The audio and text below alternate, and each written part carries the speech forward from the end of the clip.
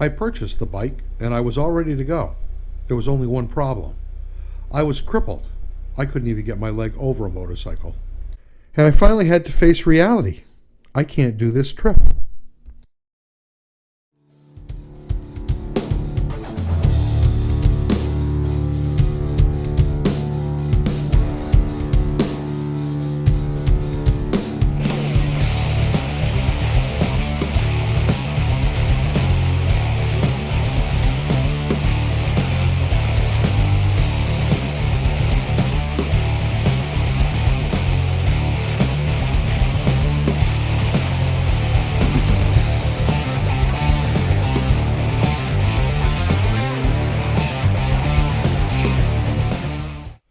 Well, I felt terrible. I really did. I had deluded myself into thinking that I could do this trip, and I had inadvertently wasted Carl's time. He wasn't very happy with that, and rightly so. He was as enthusiastic about doing this trip as I was. He'd set money and time aside, and basically it all ended up being for nothing. But Carl and I did do this trip in 2018. And how I went from being unable to stand or walk or get on a motorcycle to being able to ride this trip is the part of this story that I can't help but call a miracle. I really haven't wanted to talk about this part because I have to share some personal stuff. But it's the missing piece of this story. And I realized that after talking to several people, that I really need to tell the story, no matter how I look or how uncomfortable it makes me feel. It's what's held this tour video up for the last 2 years. So get ready and don't be too hard on me. So here's the deal. In the year 2000, I woke up one morning with sciatic pain. I didn't know what it was. I didn't know that's what it was called. All I knew was it was excruciating. It was constant. And that started a 17-year nightmare. My life, basically, as I knew it anyway, ended. Obviously, I went to the doctor. Everybody does. And my doctor said, well, we're going to send you for some physical therapy. So I went to physical therapy for about 2 months, and nothing helped. It made it worse. To make this kind of short, or shorter, I will tell you that over the course of 10 years, the pain and the way my body changed, you wouldn't even recognize me. I couldn't even stand up straight at the end of 10 years. And I realized within probably, by the time 3 years had gone by, I wasn't getting any better. I pretty much knew what was wrong with me, but I couldn't get anyone to listen. What I was telling them is my pelvis is locked. I can't stand up. I could get up to a point, and then past that point, my body won't go anymore. If I pushed, or somebody pushed, it feels like my pelvis would just break.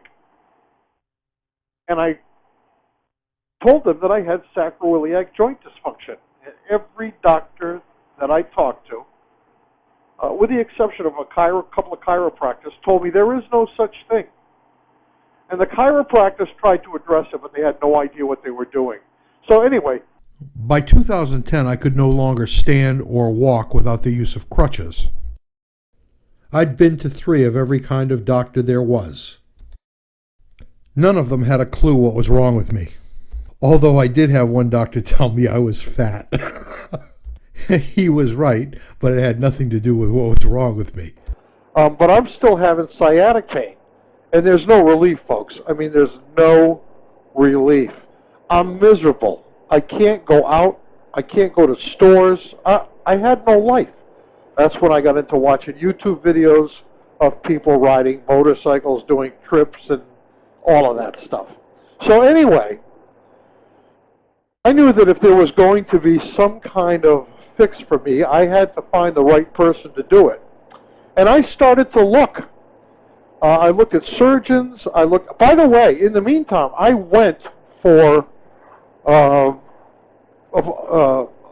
a consultation on having my hips replaced, and I was told you're not a candidate for having your hips replaced. You might have a little arthritis in them, but you don't have your hips don't need to be replaced. Okay, so fast forward. I was at my sister's house in Florida I think it was April of 2017. And I was sitting out on her patio, and my wife came out, and I had it, guys. If you've never experienced chronic pain, it completely changes your life. It saps you of everything you had.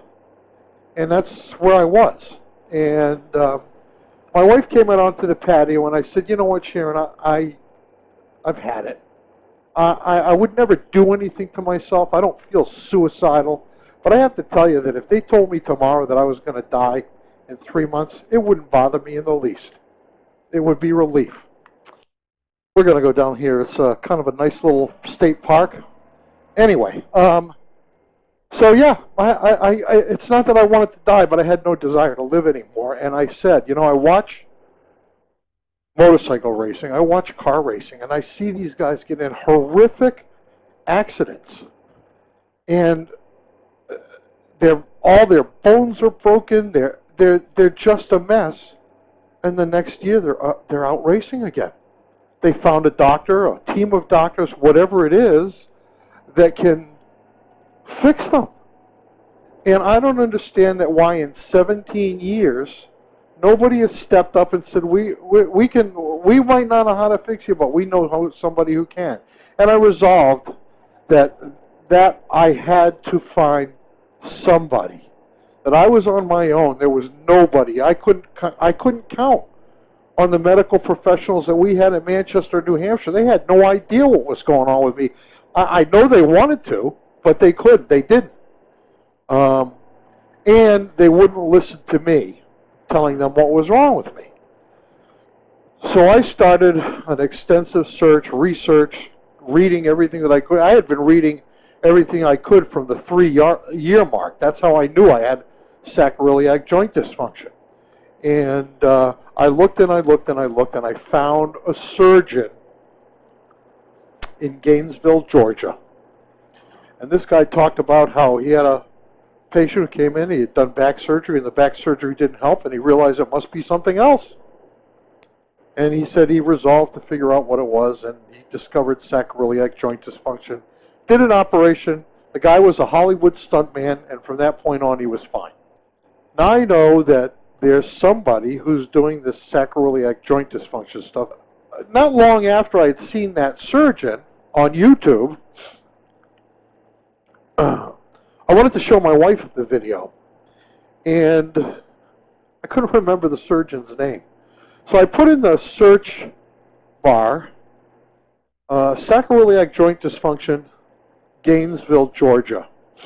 And folks, this was, there's no other explanation, at least for me, and in what I believe, other than divine intervention, because I didn't get the surgeon.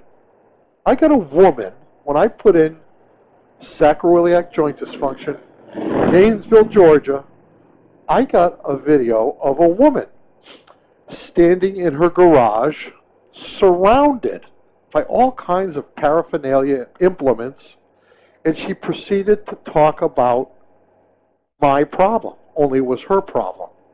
She said I started out with a cane, which I did. She said I went to crutches, which I did. She said then I went to a wheelchair. Now I was too stubborn to get into a wheelchair other than going across an airport. I had to. So anyway, I watched this video. She explained how she'd been that way for 10 years, and she had had an operation, and the pain didn't go away. And she had had the operation, the same kind of operation that the guy in Gainesville, Georgia had described. Now, she said she had found this lady in Gainesville, Georgia named Vicki Sims. And she said that Vicki Sims, when she examined her, basically told her, got good news and bad news. The bad news is when they did the operation, they pinned you out of alignment, and you will never be out of pain. The good news is we can fix it. We can take the pins out. Vicki said she would put the lady in alignment and pin her again, and she should be fine. And lo and behold, the woman had lost 60, I think she said 60 of the 80 pounds that she had put on, and she was running half marathons now. And this was from being crippled, in a wheelchair crippled. And I said, immediately, I have to find this lady, Vicki Sims. I found her videos right away. And I called my wife in and I said, listen, this lady knows what's wrong with me. She hasn't seen me, but I think she knows what's wrong with me.